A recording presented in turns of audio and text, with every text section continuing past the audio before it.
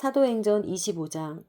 베스도가 부임한 지 3일 뒤에 가이사랴에서 예루살렘으로 올라가자 대제사장들과 유대 지도자들이 그 앞에 나와 바울에 대해 고소했습니다.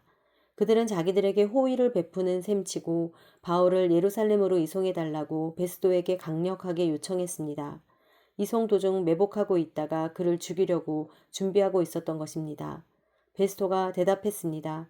바울이 가이사랴에 묶여 있고 나도 이제 곧 그곳으로 갈 것이니 그에게 무슨 잘못이 있다면 너희 지도자들 몇몇이 나와 함께 가서 그곳에서 고소하도록 하라.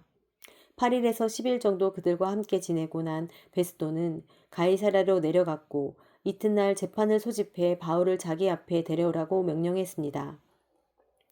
바울이 나타나자 예루살렘에서 내려온 유대 사람들이 그 곁에 둘러서서 여러 가지 중한 죄목으로 그를 고소했습니다. 그러나 죄를 입증할 만한 증거는 되지 못했습니다. 그러자 바울이 자신을 변론했습니다. 나는 유대 사람의 율법이나 성전이나 가이사에게 죄 지은 것이 전혀 없습니다. 베스도는 유대 사람들의 환심을 사고자 바울에게 말했습니다. 네가 예루살렘으로 올라가 이 고소들에 대해 내 앞에서 재판을 받겠느냐? 바울이 대답했습니다. 내가 지금 가이사의 법정에 섰으니 당연히 여기서 재판을 받아야 할 것입니다. 총독께서도 잘 아시다시피 나는 유대 사람들에게 잘못한 일이 없습니다. 그러나 만약 내가 사형받을 만한 죄를 지었다면 죽음을 달게 받겠습니다. 그러나 이 유대 사람들이 나를 고소한 내용이 사실이 아니라면 어느 누구도 나를 그들에게 넘겨줄 권리가 없습니다. 나는 가이사에게 상소합니다.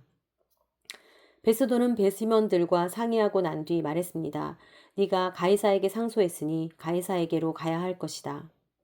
며칠 뒤 아그리빠 왕과 버니게가 베스도에게 문안하러 가이사랴에 도착했습니다. 그들이 그곳에서 여러 날을 지내고 있었기 때문에 베스도는 바울의 사건에 대해 왕과 논의하게 됐습니다. 베스도가 말했습니다.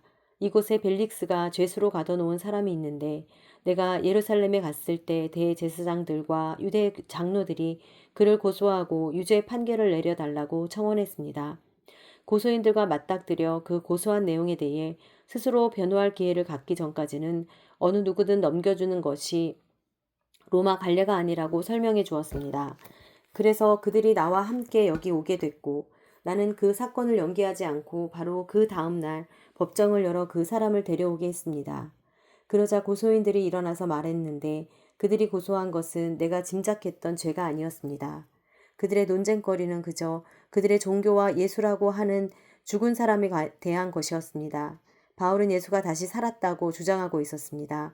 나는 이 사건을 어떻게 해결할까 망설이다가 그에게 예루살렘으로 가서 이 고소에 대해 재판받을 마음이 있냐고 물어보았습니다.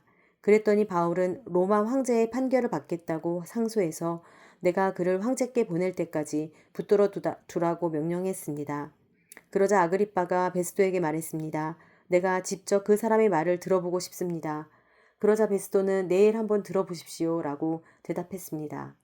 이튿날 아그리빠와 버니게가 위엄있게 차려입고 와서 높은 관료들과 그 도시의 지도자들과 함께 재판정으로 들어갔습니다. 베스도의 명령에 바울이 들어왔습니다. 베스도가 말했습니다.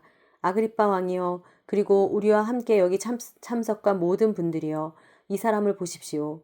예루살렘에서 또 여기 가이사랴에서 모든 유대 사람들이 그를 살려둬서는 안 된다고 외치며 내게 탄원했습니다.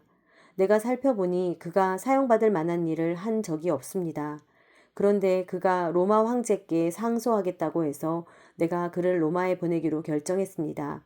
그러나 그에 대해 황제께 확실하게 써보낼 말이 없기 때문에 여러분 모두 앞에, 특별히 아그리빠 왕 앞에 이 사람을 데려온 것이니 이번 조사의 결과로 뭔가 상소할 것이 생기지 않을까 합니다. 고소 내용도 구체적으로 명기하지 않고 죄수를 보내는 것은 상식 밖의 일이기 때문입니다.